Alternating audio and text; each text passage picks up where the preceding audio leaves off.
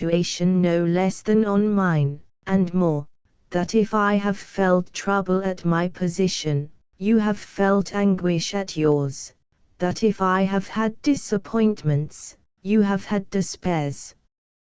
Heaven may fortify me, God help you. I cannot attempt to reply to your raving eloquence, returned the other, struggling to restore a dignity which had completely collapsed. My acts will be my proofs. In the world which you have seen nothing of, friendships between men and women are not unknown, and it would have been better both for you and your father if you had each judged me more respectfully, and left me alone. As it is, I wish never to see or speak to you, madam, any more. Grace bowed, and Mrs. Charmond turned away. The two went apart in directly opposite courses, and were soon hidden from each other by their umbrageous surroundings and by the shadows of eve. In the excitement of their long argument they had walked onward and zigzagged about without regarding direction or distance. All sound of the woodcutters had long since faded into remoteness, and even had not the interval been too great for hearing them, they would have been silent and homeward bound at this twilight hour. But Grace went on her course without any misgiving, though there was much underwood here, with only the narrowest passages for walking, across which brambles hung. She had not, however, traversed this the wildest part of the wood since her childhood, and the transformation of outlines had been great. Old trees which once were landmarks had been felled or blown down, and the bushes which then had been small and scrubby were now large and overhanging. She soon found that her ideas as to direction were vague, that she had indeed no ideas as to direction at all. If the evening had not been growing so dark, and the wind had not put on its night moan so distinctly, Grace would not have minded, but she was rather frightened now, and began to strike across hither and thither in random courses. Denser grew the darkness, more developed the wind voices, and still no recognizable spot or outlet of any kind appeared, nor any sound of the hintocks floated near, though she had wandered probably between 1 and 2 hours, and began to be weary. She was vexed at her foolishness, since the ground she had covered, if in a straight line, must inevitably have taken her out of the wood to some remote village or other, but she had wasted her forces in countermarches, and now, in much alarm, wondered if she would have to pass the night here. She stood still to meditate, and fancied that between the soughing of the wind she heard shuffling footsteps on the leaves heavier than those of rabbits or hares. Though fearing at first to meet anybody on the chance of his being a friend, she decided that the fellow night rambler, even if a poacher, would not injure her, and that he might possibly be someone sent to search for her. She accordingly shouted a rather timid "Hoy!" The cry was immediately returned by the other person, and Grace, running at once in the direction whence it came, beheld an indistinct figure hastening up to her as rapidly. They were almost in each other's arms when she recognized in her vis-a-vis the outline and white veil of her whom she had parted from an hour and a half before, Mrs. Charmond. "I have lost my way, I have lost my way," cried that lady. "Oh, is it indeed you? I am so glad to meet you or anybody. I have been wandering up and down ever since we parted, and am nearly dead with terror and misery and fatigue." "So am I," said Grace. What shall we do? You won't go away from me? Asked her companion, anxiously. No, indeed. Are you very tired? I can scarcely move, and I am scratched dreadfully about the ankles. Grace reflected. Perhaps, as it is dry underfoot, the best thing for us to do would be to sit down for half an hour, and then start again when we have thoroughly rested. By walking straight we must come to a track leading somewhere before the morning. They found a clump of bushy hollies which afforded a shelter from the wind, and sat down under it, some tufts of dead fern, crisp and dry, that remained from the previous season forming a sort of nest for them. But it was cold, nevertheless, on this March night, particularly for Grace, who with the sanguine prematureness of youth in matters of dress, had considered it springtime, and hence was not so warmly clad as Mrs. Charmond, who still wore her winter fur. But after sitting a while the latter lady shivered no less than Grace as the warmth imparted by her hasty walking began to go off, and they felt the cold air drawing through the holly leaves which scratched their backs and shoulders. Moreover, they could hear some drops of rain falling on the trees, though none reached the nook in which they had ensconced themselves. If we were to cling close together, said Mrs. Charmond, we should keep each other warm. But she added, in an uneven voice, I suppose you won't come near me for the world. Why not? Because, well, you know. Yes. I will, I don't hate you at all. They consequently crept up to one another, and being in the dark, lonely and weary, did what neither had dreamed of doing beforehand, clasped each other closely, Mrs. Charmond's furs consoling Grace's cold face, and each one's body as she breathed alternately heaving against that of her companion. When a few minutes had been spent thus, Mrs. Charmond said, I am so wretched, in a heavy, emotional whisper. You are frightened, said Grace, kindly. But there is nothing to fear, I know these woods well. I am not at all frightened at the wood, but I am at other things. Mrs. Charmond embraced Grace more and more tightly, and the younger woman could feel her neighbor's breathings grow deeper and more spasmodic, as though uncontrollable feelings were germinating. After I had left you, she went on, I regretted something I had said. I have to make a confession, I must make it, she whispered, brokenly. The instinct to indulge in warmth of sentiment which had led this woman of passions to respond to Fitzpiers in the first place leading her now to find luxurious comfort in opening her heart to his wife.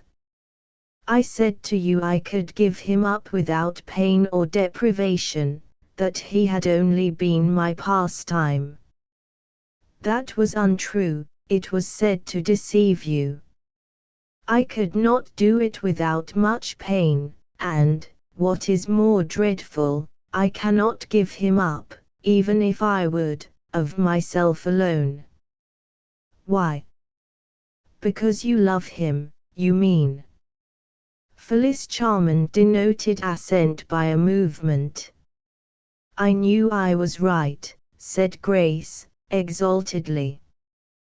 But that should not deter you, she presently added, in a moral tone. Oh, do struggle against it, and you will conquer. You are so simple, cried Phyllis. You think, because you guessed my assumed indifference to him to be a sham, that you know the extremes that people are capable of going to. But a good deal more may have been going on than you have fathomed with all your insight. I cannot give him up until he chooses to give up me. But surely you are the superior in station and in every way, and the cut must come from you. Chut! Must I tell verbatim, you simple child?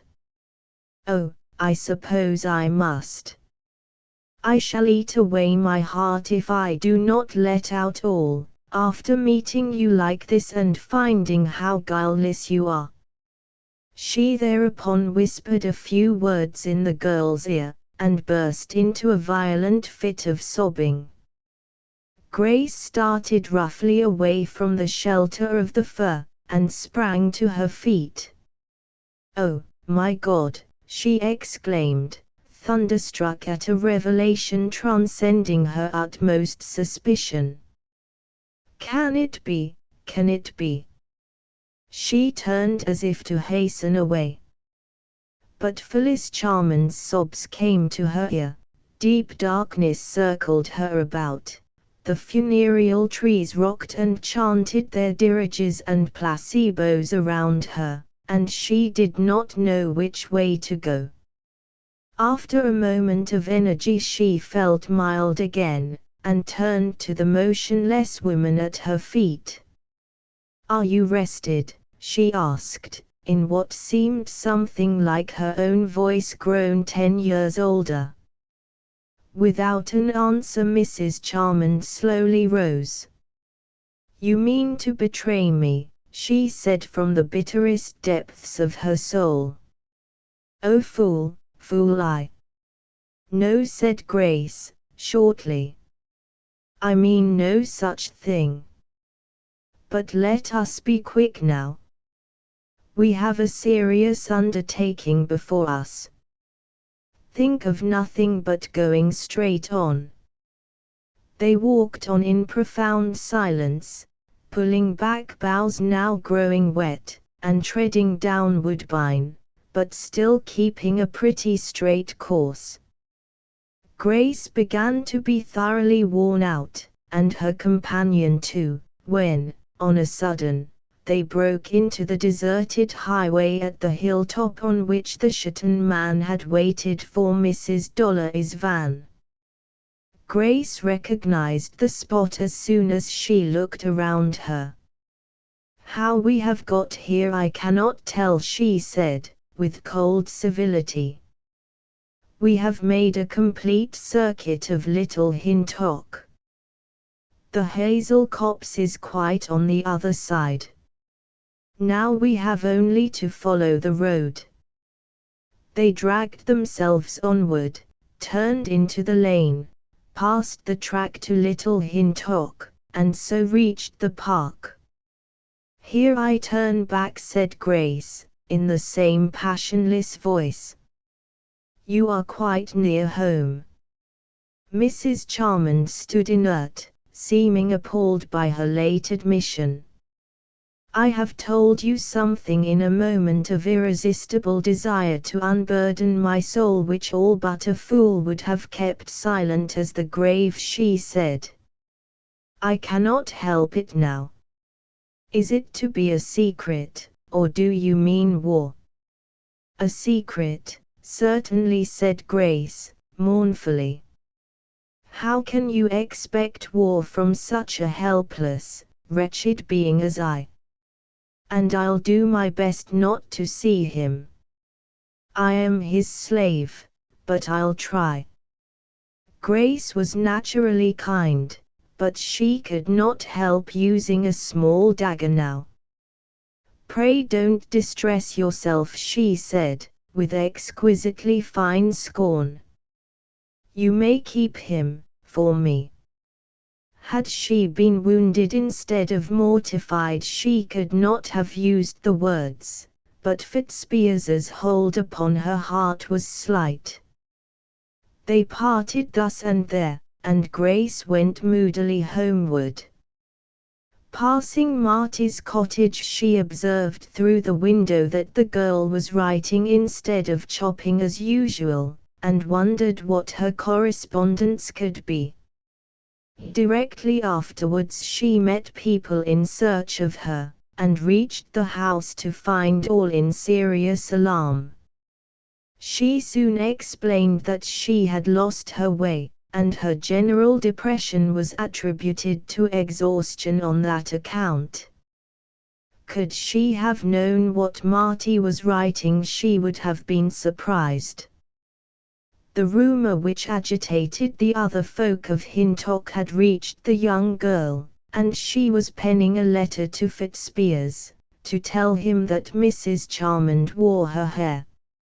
It was poor Marty's only card, and she played it, knowing nothing of fashion, and thinking her revelation a fatal one for a lover. Chapter 6. It was at the beginning of April, a few days after the meeting between Grace and Mrs. Charmond in the wood, that Fitzpiers, just returned from London, was travelling from Shetton Abbas to Hintock in a hired carriage. In his eye there was a doubtful light, and the lines of his refined face showed a vague disquietude. He appeared now like one of those who impress the beholder as having suffered wrong in being born. His position was in truth gloomy, and to his appreciative mind it seemed even gloomier than it was. His practice had been slowly dwindling of late, and now threatened to die out altogether, the irrepressible old Dr. Jones capturing patients up to Fitzpiers's very door. Fitzpiers knew only too well the latest and greatest cause of his unpopularity, and yet, so illogical is man, the second branch of his sadness grew out of a remedial measure proposed for the first, a letter from Phyllis Charmond imploring him not to see her again.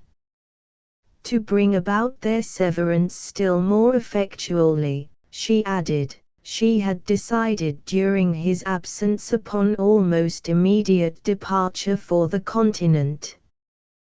The time was that dull interval in a Woodlander's life which coincides with great activity in the life of the woodland itself, a period following the close of the winter tree cutting, and preceding the barking season, when the saps are just beginning to heave with the force of hydraulic lifts inside all the trunks of the forest.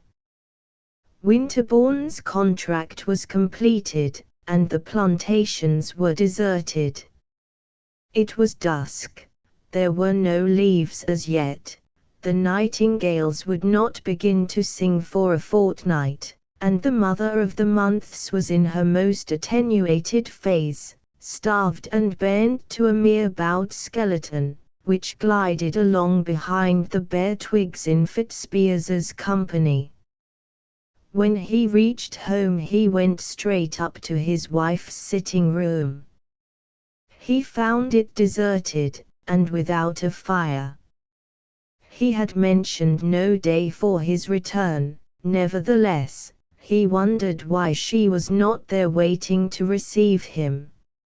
On descending to the other wing of the house and inquiring of Mrs. Melbury, he learned with much surprise that Grace had gone on a visit to an acquaintance at Shottsford Forum 3 days earlier, that tidings had on this morning reached her father of her being very unwell there, in consequence of which he had ridden over to see her. Fitzpiers went upstairs again, and the little drawing-room, now lighted by a solitary candle, was not rendered more cheerful by the entrance of Grandma Oliver with an apron full of wood, which she threw on the hearth while she raked out the grate and rattled about the fire irons, with a view to making things comfortable.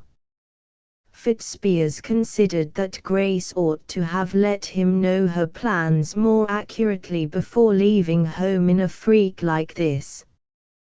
He went desultorily to the window, the blind of which had not been pulled down, and looked out at the thin, fast-sinking moon, and at the tall stalk of smoke rising from the top of Sook Damson's chimney, signifying that the young woman had just lit her fire to prepare supper. He became conscious of a discussion in progress on the opposite side of the court.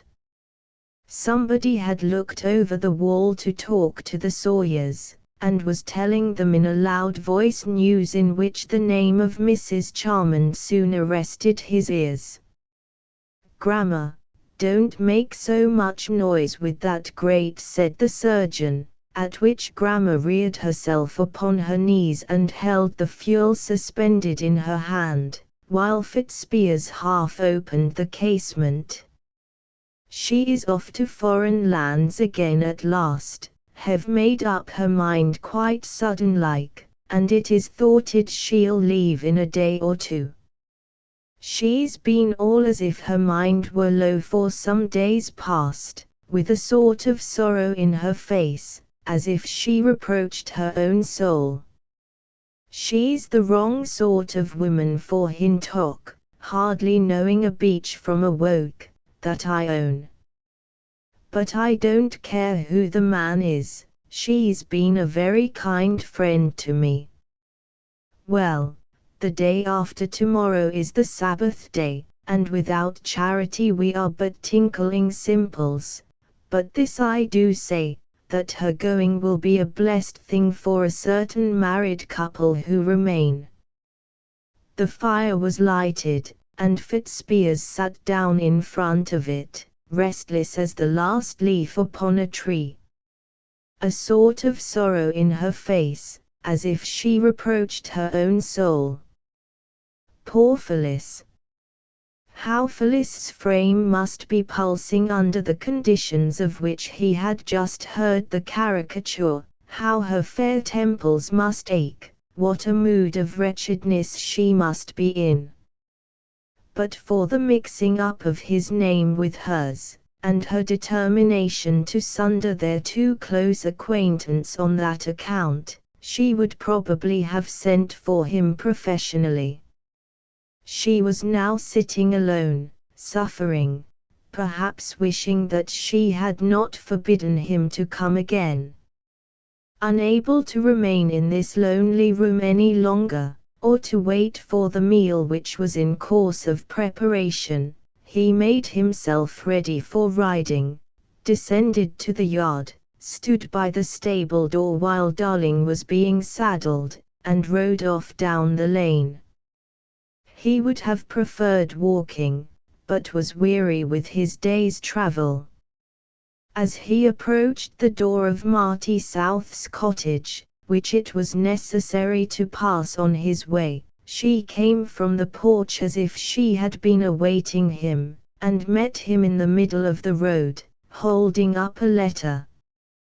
Fitzpiers took it without stopping, and asked over his shoulder from whom it came. Marty hesitated. "From me," she said, shyly, though with noticeable firmness.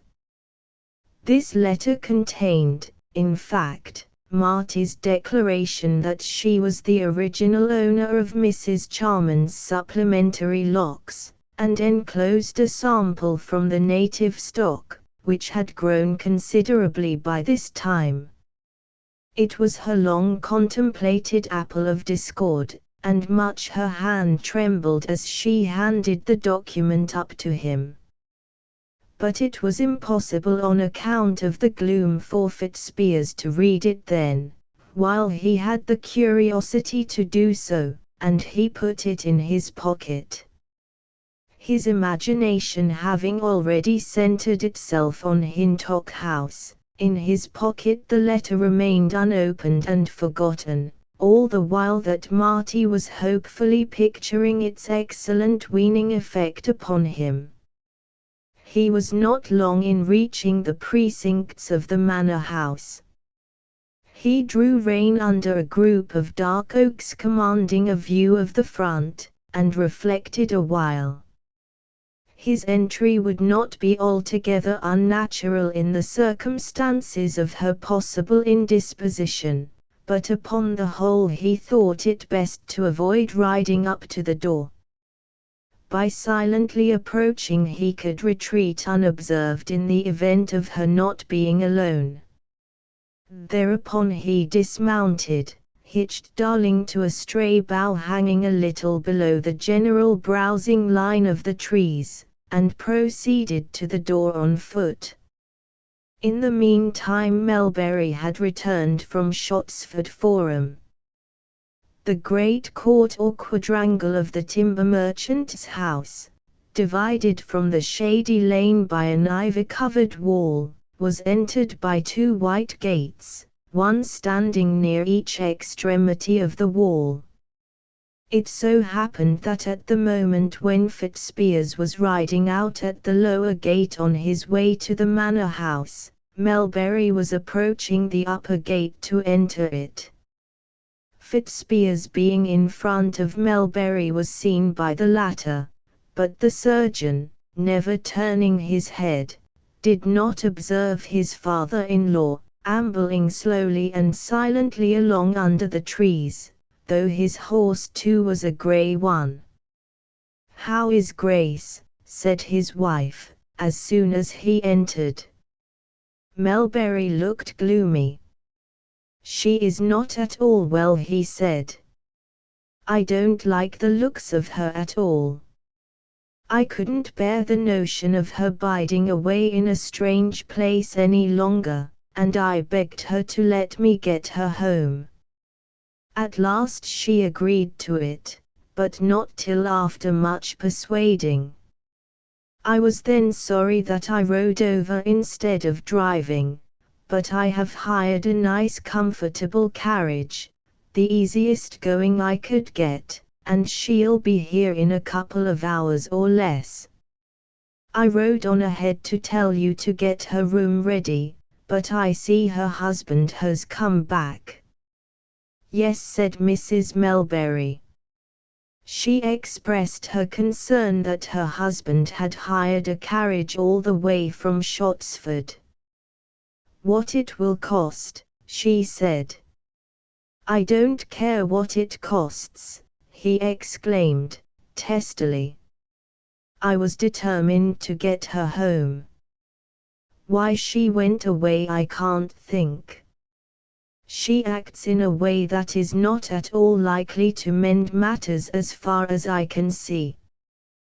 Grace had not told her father of her interview with Mrs. Charmond, and the disclosure that had been whispered in her startled ear. "Since Edgar is come," he continued, "he might have waited until I got home, to ask me how she was, if only for a compliment. I saw him go out. Where is he gone?"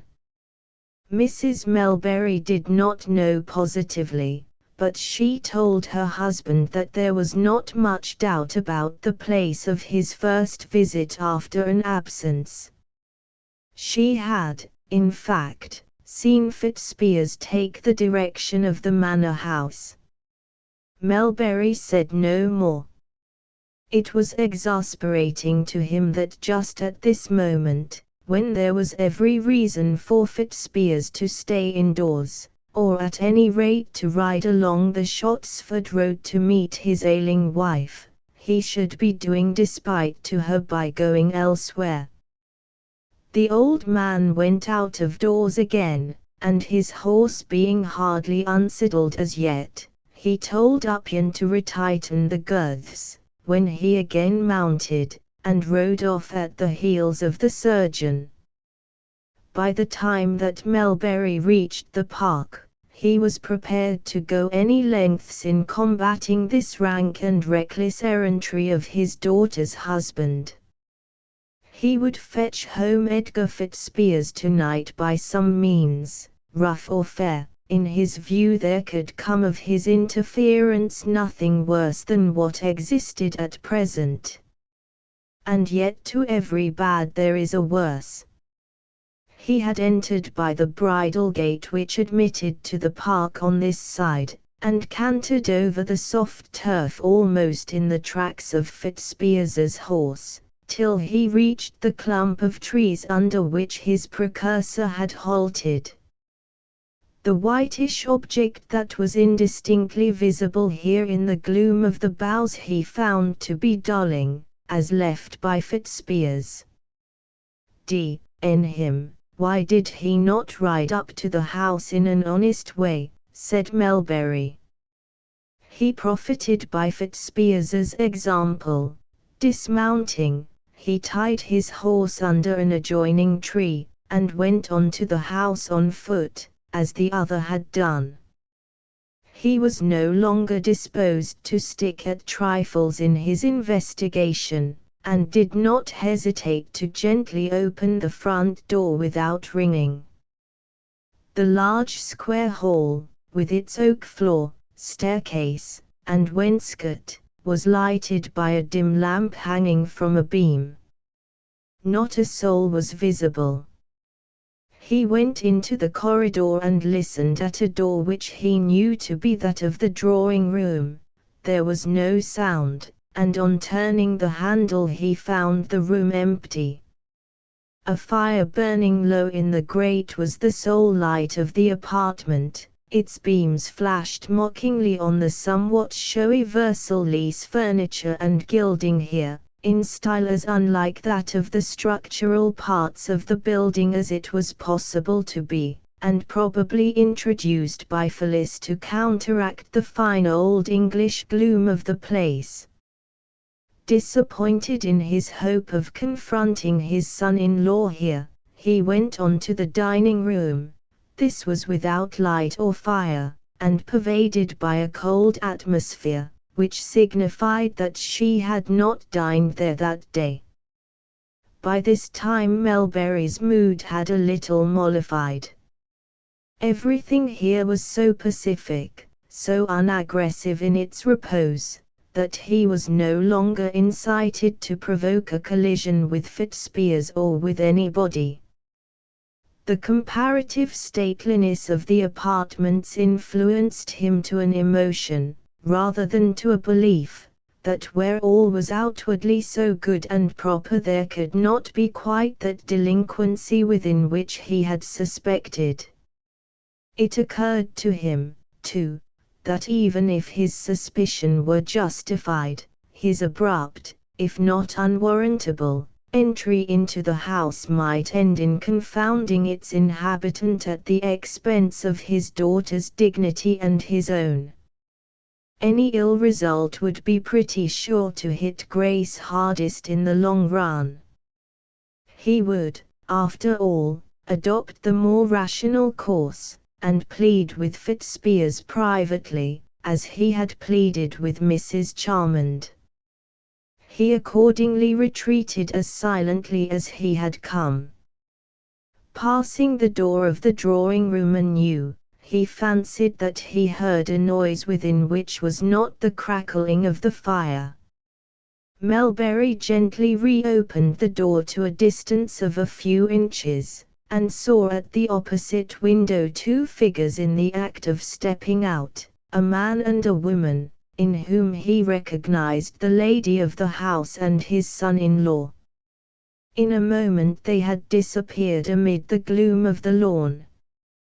He returned into the hall, and let himself out by the carriage entrance door, coming round to the lawn front in time to see the two figures parting at the railing which divided the precincts of the house from the open park. Mrs. Charmond turned to hasten back immediately that Fitzspiers had left her side, and he was speedily absorbed into the duskiness of the trees. Melbury waited till Mrs. Charmond had re-entered the drawing-room, and then followed after Fitzspiers, thinking that he would allow the latter to mount and ride ahead a little way before overtaking him and giving him a piece of his mind. His son-in-law might possibly see the second horse near his own, but that would do him no harm, and might prepare him for what he was to expect. The event, however, was different from the plan. On plunging into the thick shade of the clump of oaks, he could not perceive his horse Blossom anywhere, but feeling his way carefully along, he by and by discerned Fitzspiers's mare Darling still standing as before under the adjoining tree.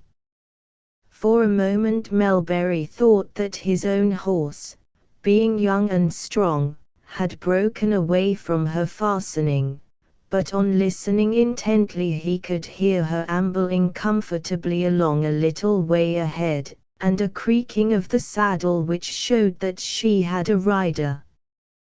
Walking on as far as the small gate in the corner of the park, he met a labourer, who, in reply to Melbury's inquiry if he had seen any person on a grey horse, said that he had only met Dr. Fitzspiers. It was just what Melbury had begun to suspect. Fitzspiers had mounted the mare which did not belong to him in mistake for his own, an oversight easily explicable, in a man ever unwitting in horse flesh, by the darkness of the spot and the near similarity of the animals in appearance, though Melbury's was readily enough seen to be the greyer horse by day. He hastened back, and did what seemed best in the circumstances, got upon old Darling, and rode rapidly after Fitzspiers. Melbury had just entered the wood, and was winding along the cartway which led through it, channeled deep in the leaf mould with large ruts that were formed by the timber wagons in fetching the spoil of the plantations, when all at once he descried in front, at a point where the road took a turning round a large chestnut tree, the form of his own horse Blossom, at which Melbury quickened Darling's pace, thinking to come up with Fitzspiers. Nearer view revealed that the horse had no rider. At Melbury's approach it galloped friskily away under the trees in a homeward direction. Thinking something was wrong, the timber merchant dismounted as soon as he reached the chestnut, and after feeling about for a minute or two discovered Fitzspiers lying on the ground. "Here, help!" cried the latter as soon as he felt Melbury's touch. "I have been thrown off, but there's not much harm done, I think." Since Melbury could not now very well read the younger man the lecture he had intended, and as friendliness would be hypocrisy, his instinct was to speak not a single word to his son-in-law. He raised Fitzspiers into a sitting posture, and found that he was a little stunned and stupefied, but, as he had said, not otherwise hurt. How this fall had come about was readily conjecturable. Fitzspiers, imagining there was only old Darling under him, had been taken unawares by the younger horse's sprightliness. Melbury was a traveller of the old-fashioned sort. Having just come from Shottsford Forum, he still had in his pocket the pilgrim's flask of rum which he always carried on journeys exceeding a dozen miles, though he seldom drank much of it. He poured it down the surgeon's throat, with such effect that he quickly revived. Melbury got him on his legs, but the question was what to do with him. He could not walk more than a few steps, and the other horse had gone away. With great exertion Melbury contrived to get him astride Darling, mounting himself behind, and holding Fitzspiers round his waist with one arm. Darling, being broad, straight-backed, and high in the withers, was well able to carry double, at any rate as far as Hintock, and at a gentle pace. Chapter XXXV. The mare paced along with firm and cautious tread through the copse where Winterbourne had worked, and into the heavier soil where the oaks grew, past Great Willie, the largest oak in the wood, and thence towards Nellcombe Bottom, intensely dark now with overgrowth, and popularly supposed to be haunted by the spirits of the fratricides exorcised from Hintock House. By this time Fitzpiers was quite recovered as to physical strength. But he had eaten nothing since making a hasty breakfast in London that morning, his anxiety about Phyllis having hurried him away from home before dining. As a consequence, the old rum administered by his father-in-law flew to the young man's head and loosened his tongue, without his ever having recognized who it was that had lent him a kindly hand. He began to speak in desultory sentences, Melbury still supporting him.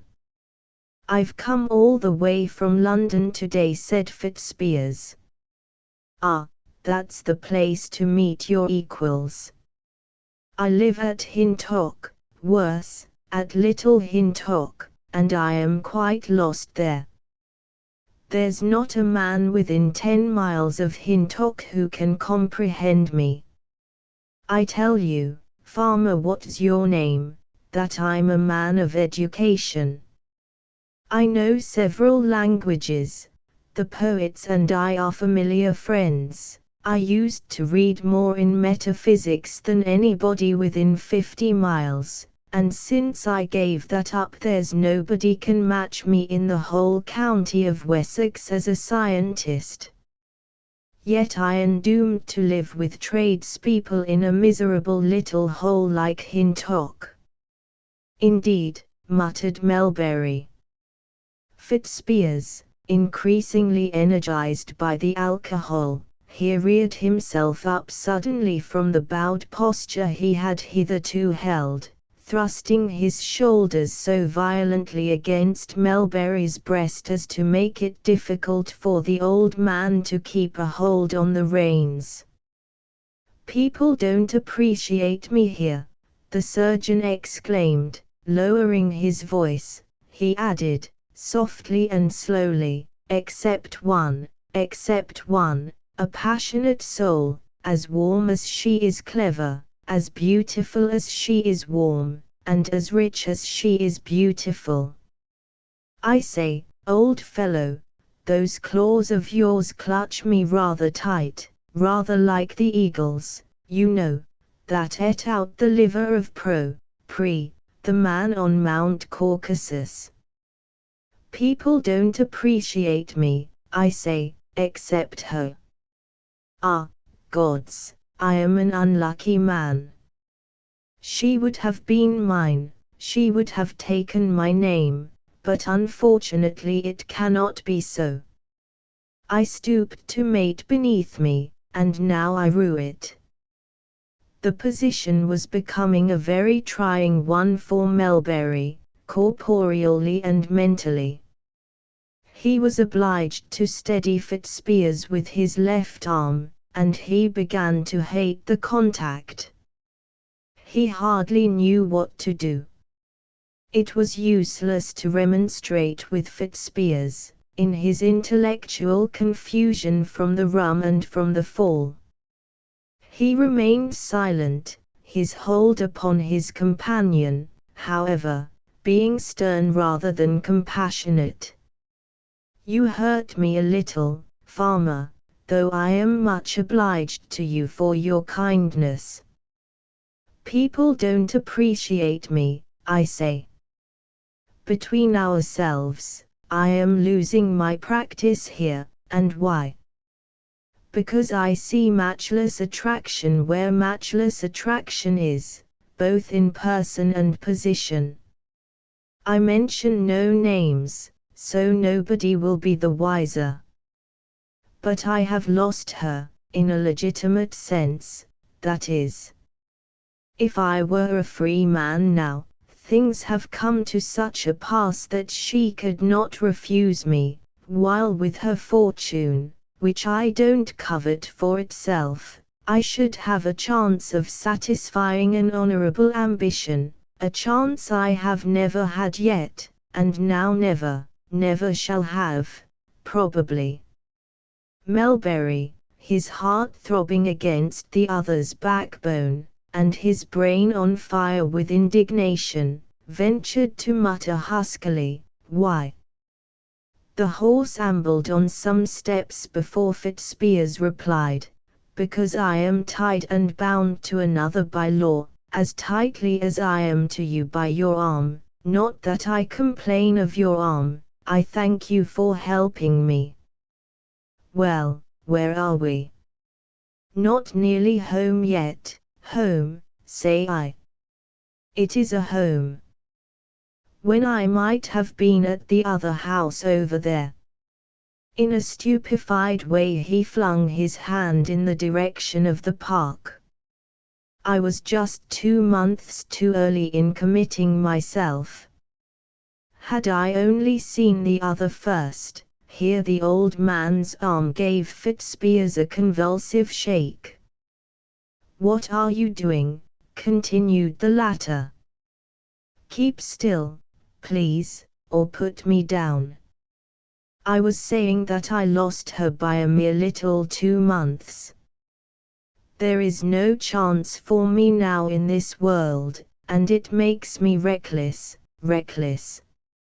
Unless, indeed, anything should happen to the other one. She is amiable enough, but if anything should happen to her, and I hear she is ill, well, if it should, I should be free, and my fame, my happiness, would be insured." These were the last words that Fitzpiers uttered in his seat in front of the timber merchant. Unable longer to master himself, Melbury, the skin of his face compressed, whipped away his spare arm from Fitzpiers's waist, and seized him by the collar. "You heartless villain, after all that we have done for ye," he cried, with a quivering lip. "And the money of hers that you've had, and the roof we've provided to shelter ye. It is to me, George Melbury, that you dare to talk like that." The exclamation was accompanied by a powerful swing from the shoulder, which flung the young man headlong into the road. Fitzpiers fell with a heavy thud upon the stumps of some undergrowth which had been cut during the winter preceding. Darling continued her walk for a few paces farther and stopped. "God forgive me," Melbury murmured, repenting of what he had done. "He tried me too sorely, and now perhaps I've murdered him." He turned round in the saddle and looked towards the spot on which Fitzpiers had fallen. To his great surprise he beheld the surgeon rise to his feet with a bound, as if unhurt, and walk away rapidly under the trees. Melbury listened till the rustle of Fitzpiers's footsteps died away. It might have been a crime, but for the mercy of Providence in providing leaves for his fall, he said to himself. And then his mind reverted to the words of Fitzpiers, and his indignation so mounted within him that he almost wished the fall had put an end to the young man there and then. He had not ridden far when he discerned his own grey mare standing under some bushes. Leaving Darling for a moment, Melbury went forward and easily caught the younger animal, now disheartened at its freak. He then made the pair of them fast to a tree, and turning back, endeavoured to find some trace of Fitzpiers, feeling pitifully that, after all, he had gone further than he intended with the offender. But though he threaded the wood hither and thither, his toes ploughing layer after layer of the little horny scrolls that had once been leaves, he could not find him. He stood still, listening and looking round. The breeze was oozing through the network of boughs as through a strainer. The trunks and larger branches stood against the light of the sky in the forms of writhing men, gigantic candelabra, pikes, halberds, lances, and whatever besides the fancy chose to make of them. Giving up the search, Melbury came back to the horses, and walked slowly homeward, leading one in each hand. It happened that on this self-same evening a boy had been returning from Great to Little Hintock about the time of Fitzspiers's and Melbury's passage home along that route. A horse collar that had been left at the harness mender's to be repaired was required for use at 5 o'clock next morning, and in consequence the boy had to fetch it overnight. He put his head through the collar, and accompanied his walk by whistling the one tune he knew, as an antidote to fear. The boy suddenly became aware of a horse trotting rather friskily along the track behind him, and not knowing whether to expect friend or foe, prudence suggested that he should cease his whistling and retreat among the trees till the horse and his rider had gone by, a course to which he was still more inclined when he found how noiselessly they approached, and saw that the horse looked pale, and remembered what he had read about death in the Revelation. He therefore deposited the collar by a tree, and hid himself behind it. The horseman came on, and the youth, whose eyes were as keen as telescopes, to his great relief recognized the doctor.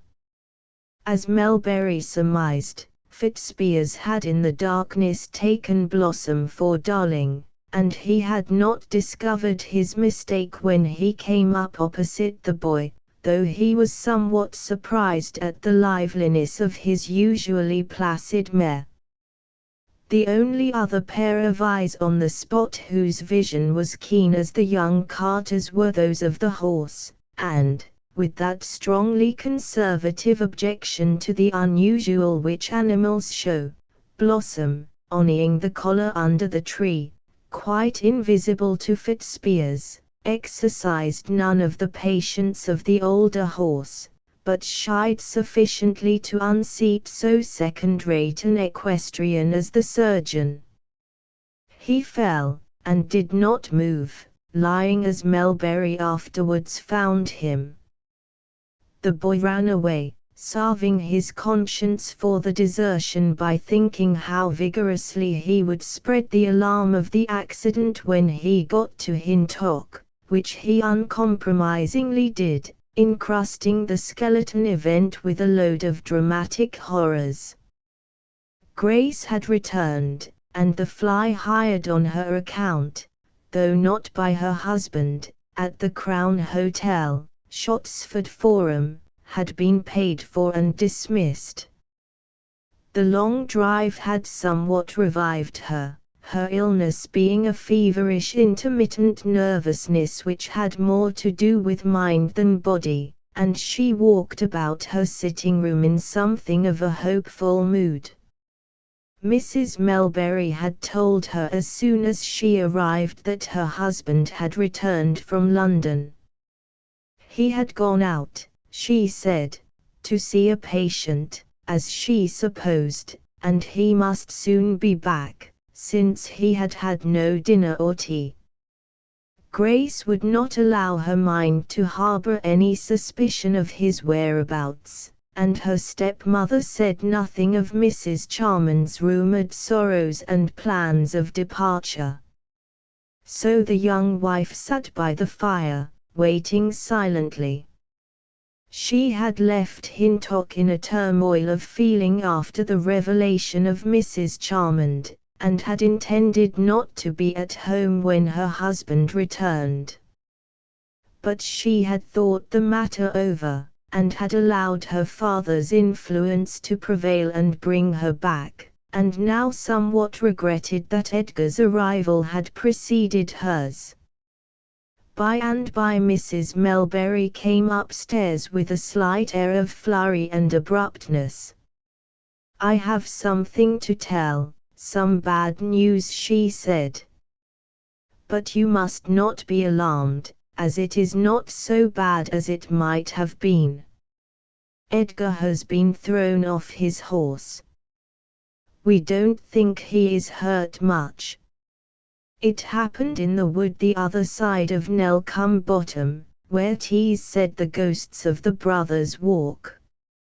She went on to give a few of the particulars, but none of the invented horrors that had been communicated by the boy.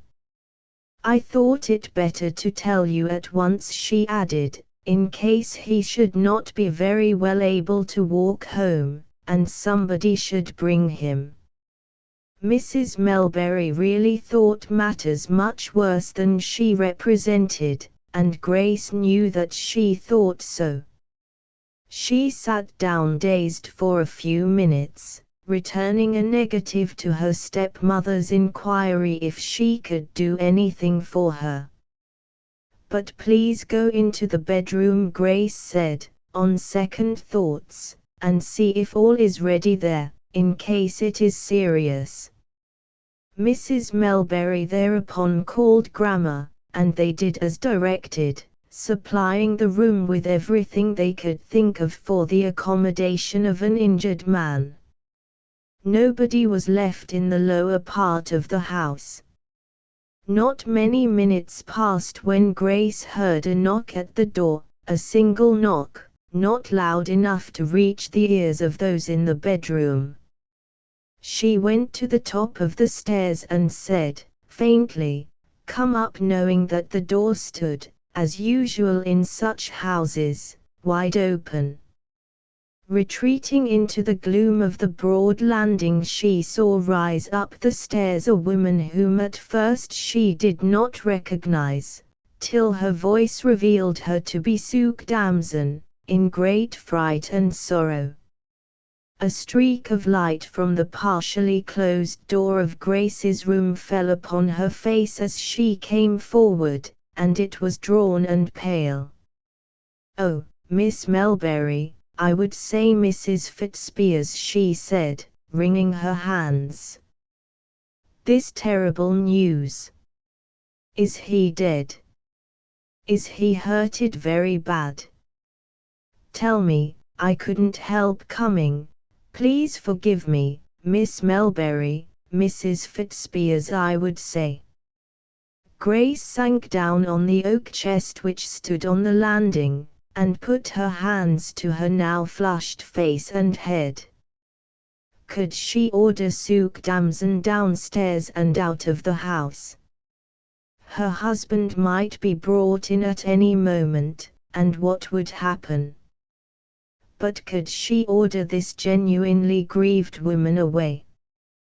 There was a dead silence of half a minute or so, till Suk said, "Why don't ye speak? Is he here? Is he dead?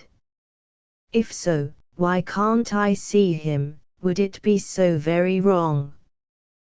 Before Grace had answered, somebody else came to the door below, a footfall light as a rose. There was a hurried tapping upon the panel, as if with the impatient tips of fingers whose owner thought not whether a knocker were there or no. Without a pause, and possibly guided by the stray beam of light on the landing, the newcomer ascended the staircase as the first had done. Grace was sufficiently visible, and the lady, for a lady it was, came to her side. "I could make nobody hear downstairs," said Phyllis Charmond, with lips whose dryness could almost be heard, and panting, as she stood like one ready to sink on the floor with distress. "What is the matter? Tell me the worst. Can he live?" She looked at Grace imploringly, without perceiving poor Suk, who, dismayed at such a presence, had shrunk away into the shade. Mrs. Charman's little feet were covered with mud. She was quite unconscious of her appearance now. "I have heard such a dreadful report," she went on. "I came to ascertain the truth of it." "Is he killed?" "She won't tell us. He's dying. He's in that room," burst out Sooke, regardless of consequences, as she heard the distant movements of Mrs. Melbury and Grammar in the bedroom at the end of the passage.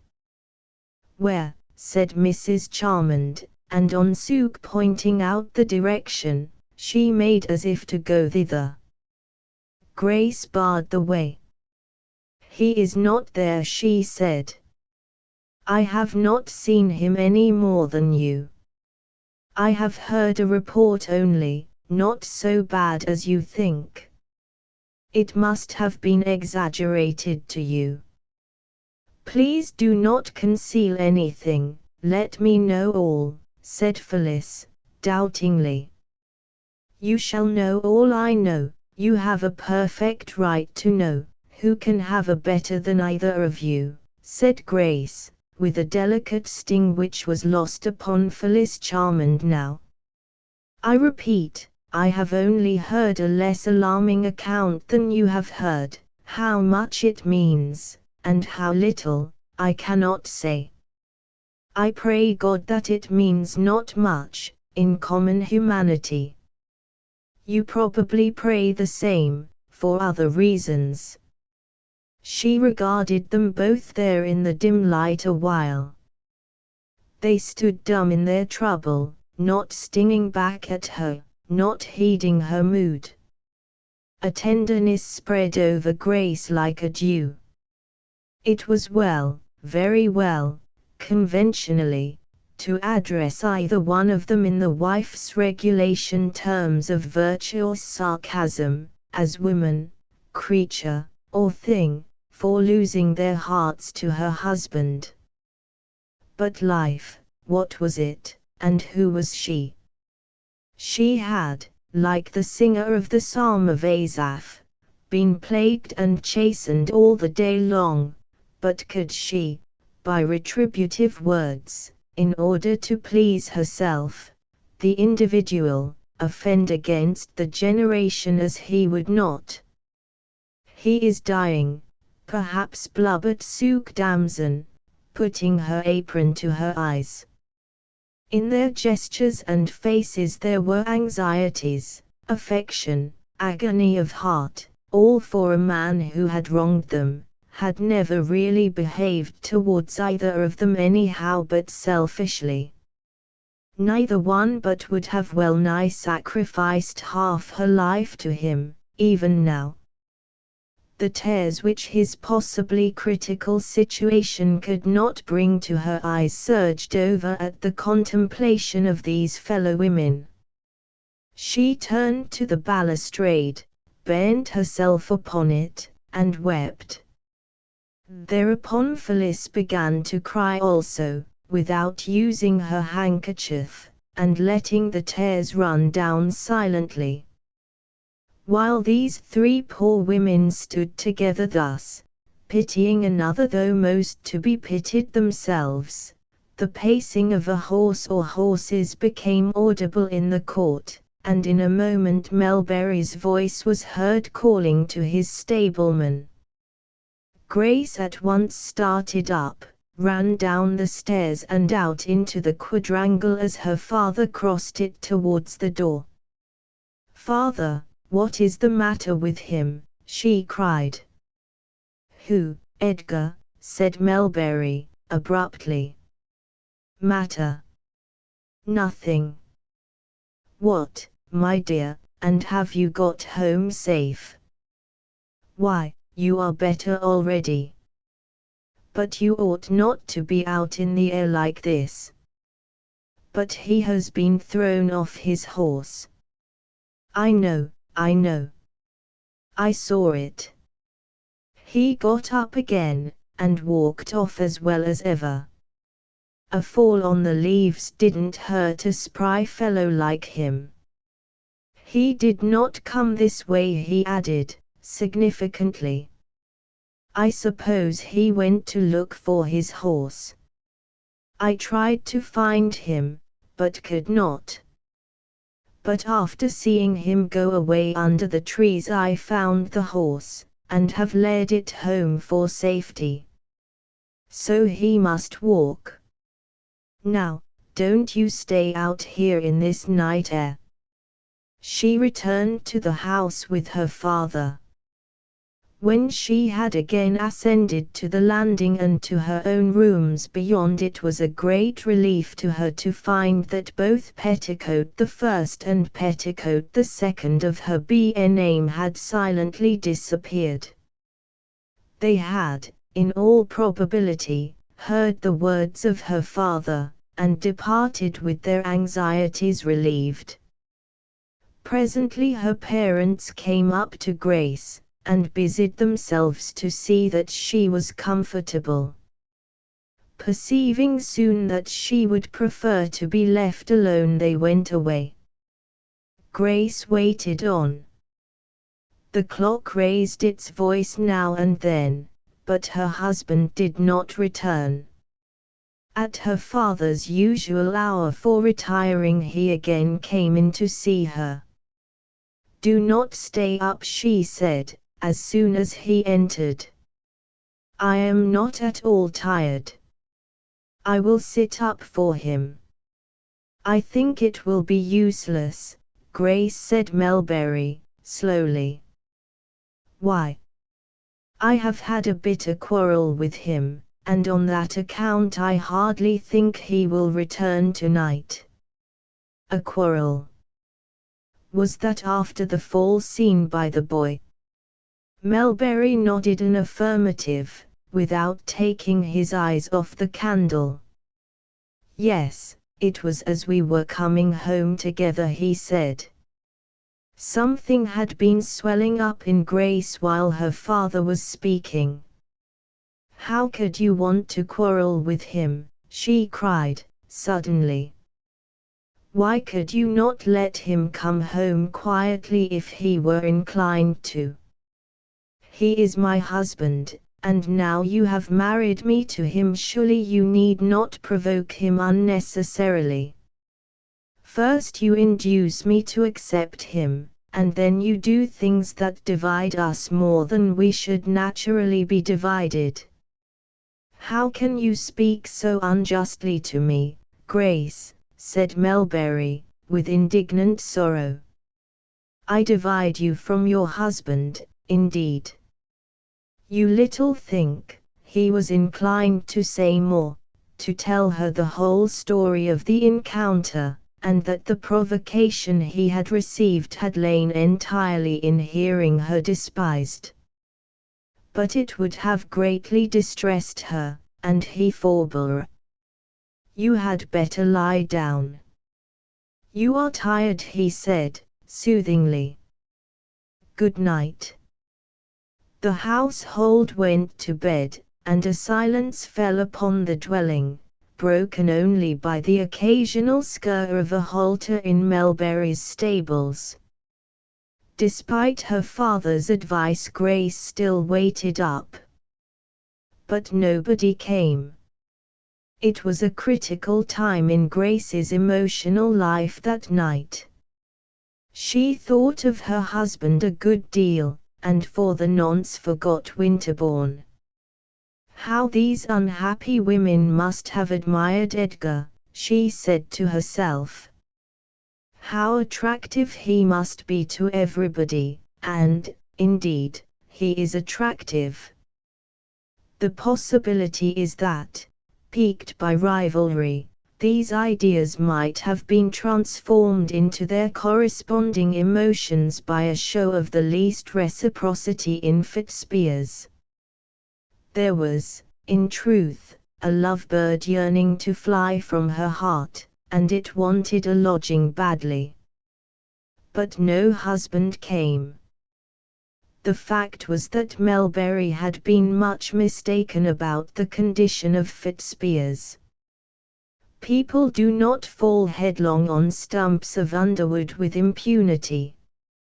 Had the old man been able to watch Fitzpiers narrowly enough, he would have observed that on rising and walking into the thicket he dropped blood as he went, that he had not proceeded 50 yards before he showed signs of being dizzy, and, raising his hands to his head, reeled and fell down. Chapter XXV. Grace was not the only one who watched and meditated in Hintock that night. Phyllis Charmond was in no mood to retire to rest at a customary hour, and over her drawing-room fire at the manor house she sat as motionless and in as deep a reverie as Grace in her little apartment at the homestead.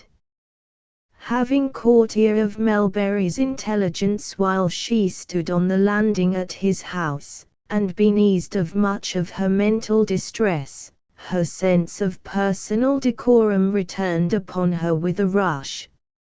She descended the stairs and left the door like a ghost, keeping close to the walls of the building till she got round to the gate of the quadrangle, through which she noiselessly passed almost before Grace and her father had finished their discourse.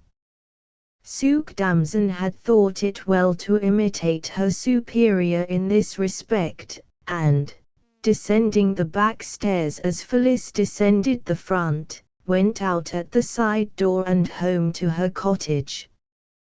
Once outside Melbury's gates, Mrs. Charmond ran with all her speed to the manor house, without stopping or turning her head, and splitting her thin boots in her haste. She entered her own dwelling, as she had emerged from it, by the drawing-room window. In other circumstances she would have felt some timidity at undertaking such an unpremeditated excursion alone, but her anxiety for another had cast out her fear for herself. Everything in her drawing-room was just as she had left it, the candles still burning, the casement closed, and the shutters gently pulled to, so as to hide the state of the window from the cursory glance of a servant entering the apartment. She had been gone about 3/4 of an hour by the clock, and nobody seemed to have discovered her absence. Tired in body but tense in mind, she sat down, palpitating, round-eyed, bewildered at what she had done. She had been betrayed by a frighted love into a visit which, now that the emotion instigating it had calmed down under her belief that Fitzpiers was in no danger, was the saddest surprise to her. This was how she had set about doing her best to escape her passionate bondage to him. Somehow, in declaring to Grace and to herself the unseemliness of her infatuation, she had grown a convert to its irresistibility. If heaven would only give her strength, but heaven never did. One thing was indispensable: she must go away from Hintock if she meant to withstand further temptation. The struggle was too wearying, too hopeless, while she remained. It was but a continual capitulation of conscience to what she dared not name. By degrees, as she sat, Phyllis's mind, helped perhaps by the anticlimax of learning that her lover was unharmed after all her fright about him, grew wondrously strong in wise resolve. For the moment she was in a mood, in the words of Mrs. Elizabeth Montague, to run mad with discretion, and was so persuaded that discretion lay in departure that she wished to set about going that very minute. Jumping up from her seat, she began to gather together some small personal knick-knacks scattered about the room, to feel that preparations were really in train. While moving here and there she fancied that she heard a slight noise out of doors, and stood still. Surely it was a tapping at the window. A thought entered her mind, and burned her cheek. He had come to that window before, yet was it possible that he should dare to do so now? All the servants were in bed, and in the ordinary course of affairs she would have retired also. Then she remembered that on stepping in by the casement and closing it, she had not fastened the window shutter, so that a streak of light from the interior of the room might have revealed her vigil to an observer on the lawn. How all things conspired against her keeping faith with Grace. The tapping recommenced, light as from the bill of a little bird. Her illegitimate hope overcame her vow. She went and pulled back the shutter, determining, however, to shake her head at him and keep the casement securely closed. What she saw outside might have struck terror into a heart stouter than a helpless woman's at midnight. In the center of the lowest pane of the window, close to the glass, was a human face, which she barely recognized as the face of Fitzpiers. It was surrounded with the darkness of the night without, corpse-like in its pallor, and covered with blood. As disclosed in the square area of the pane, it met her frightened eyes like a replica of the Sudarium of Saint Veronica. He moved his lips, and looked at her imploringly. Her rapid mind pieced together in an instant a possible concatenation of events which might have led to this tragical issue. She unlatched the casement with a terrified hand, and bending down to where he was crouching, pressed her face to his with passionate solicitude. She assisted him into the room without a word, to do which it was almost necessary to lift him bodily. Quickly closing the window and fastening the shutters, she bent over him breathlessly. "Are you hurt much, much?" she cried, faintly. "Oh, how is this?" "Rather much, but don't be frightened," he answered in a difficult whisper, and turning himself to obtain an easier position if possible. "A little water, please." She ran across into the dining room, and brought a bottle and glass, from which he eagerly drank. He could then speak much better, and with her help got upon the nearest couch. "Are you dying, Edgar?" she said. "Do speak to me." "I am half dead," said Fitzpiers. "But perhaps I shall get over it. It is chiefly loss of blood." "But I thought your fall did not hurt you," said she. "Who did this?" "Phyllis, my father-in-law. I have crawled to you more than a mile on my hands and knees. God, I thought I should never have got here. I have come to you, because you are the only friend I have in the world now. I can never go back to Hintock, never, to the roof of the Melberries. Not Poppy nor Mandragora will ever medicine this bitter feud. If I were only well again, let me bind your head, now that you have rested." "Yes, but wait a moment, it has stopped bleeding, fortunately, or I should be a dead man before now. While in the wood I managed to make a tourniquet of some halfpence and my handkerchief, as well as I could in the dark. But listen, dear Phyllis. Can you hide me till I am well? Whatever comes, I can be seen in Hintock no more. My practice is nearly gone, you know, and after this I would not care to recover it if I could. By this time Phyllis's tears began to blind her. Where were now her discreet plans for sundering their lives forever? To administer to him in his pain, and trouble, and poverty, was her single thought. The first step was to hide him, and she asked herself where. A place occurred to her mind. She got him some wine from the dining room, which strengthened him much. Then she managed to remove his boots, and, as he could now keep himself upright by leaning upon her on one side and a walking stick on the other, they went thus in slow march out of the room and up the stairs. At the top she took him along a gallery, pausing whenever he required rest, and thence up a smaller staircase to the least used part of the house, where she unlocked a door. Within was a lumber room, containing abandoned furniture of all descriptions, built up in piles which obscured the light of the windows, and formed between them nooks and lairs in which a person would not be discerned even should an eye gaze in at the door.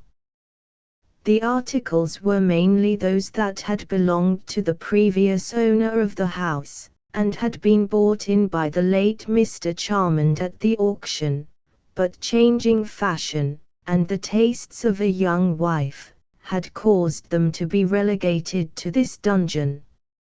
Here Fitzpiers sat on the floor against the wall till she had hauled out materials for a bed, which she spread on the floor in one of the aforesaid nooks.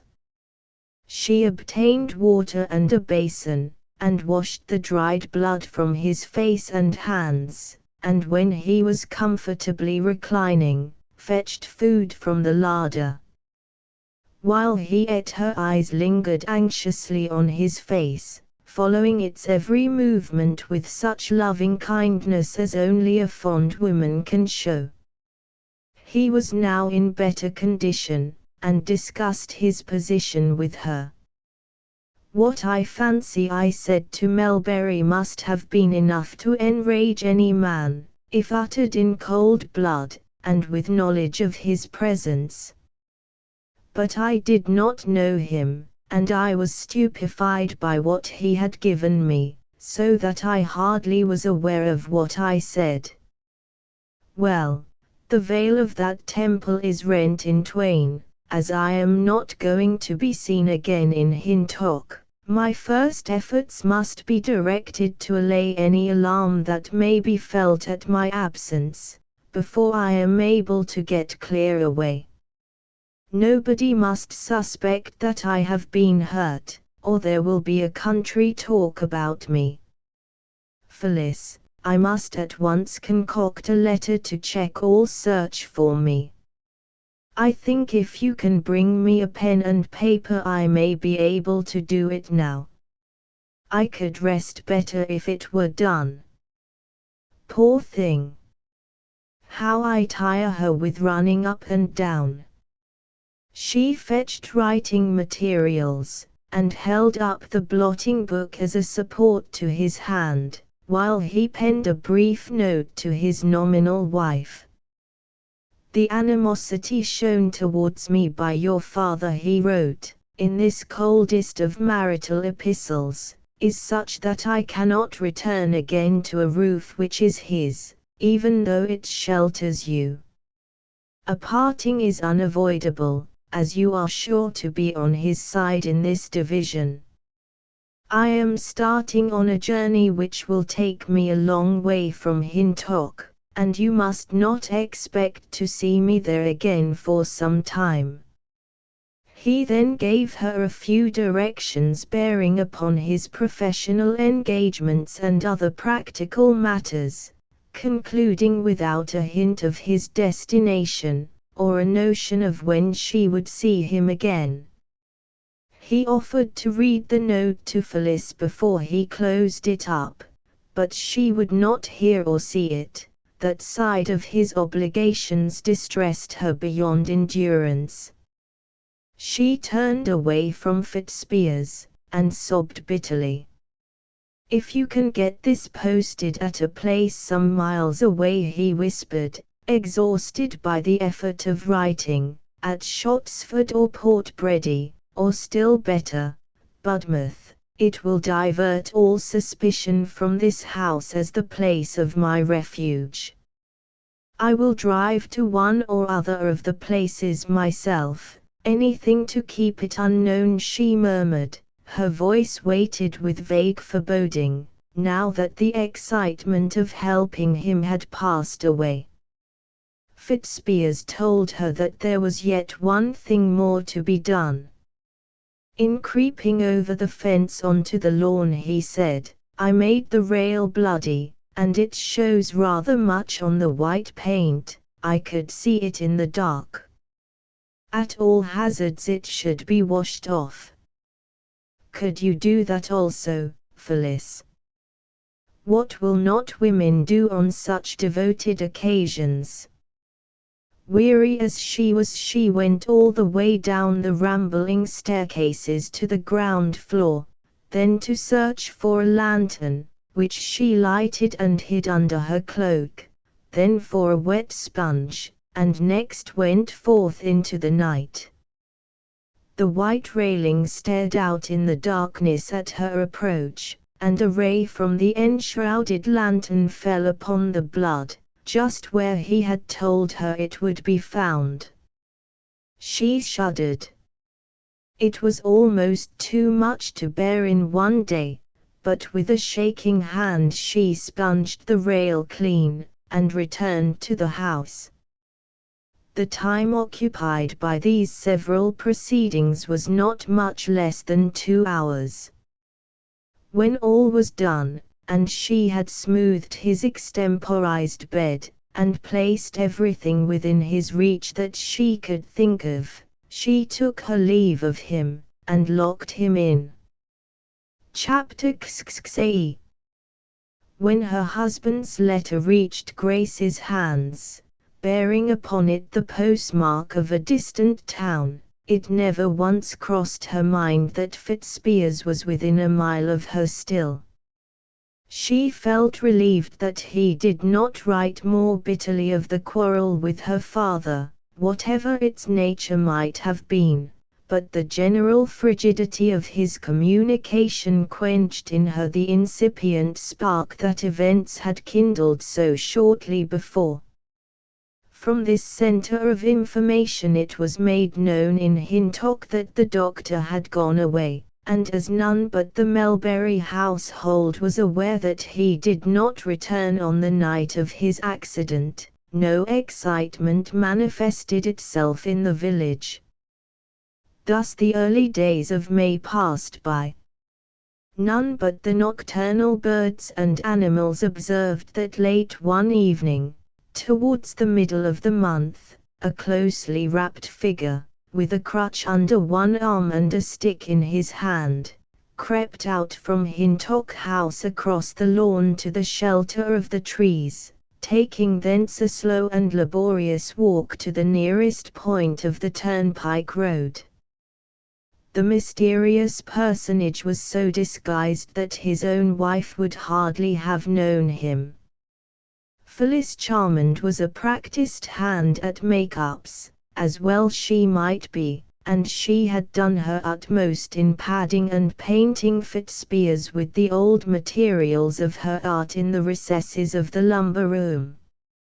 In the highway he was met by a covered carriage, which conveyed him to Shotton Abbas, whence he proceeded to the nearest port on the south coast, and immediately crossed the Channel.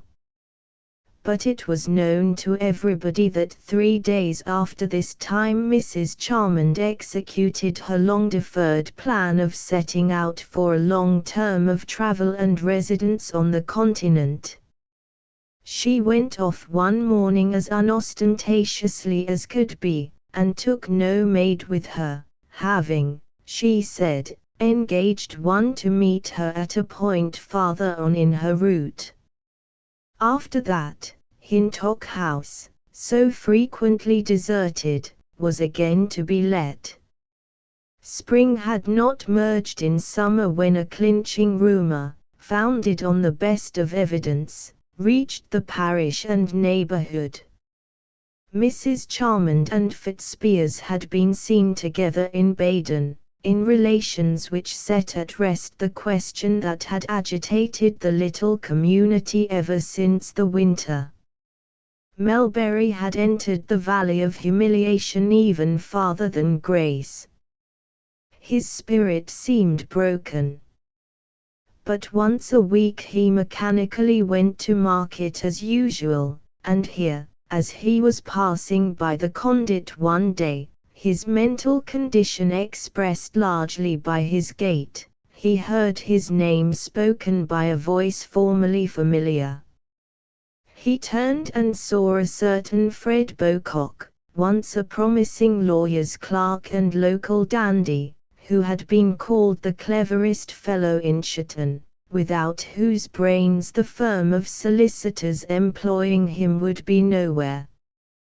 But later on Beaucock had fallen into the mire.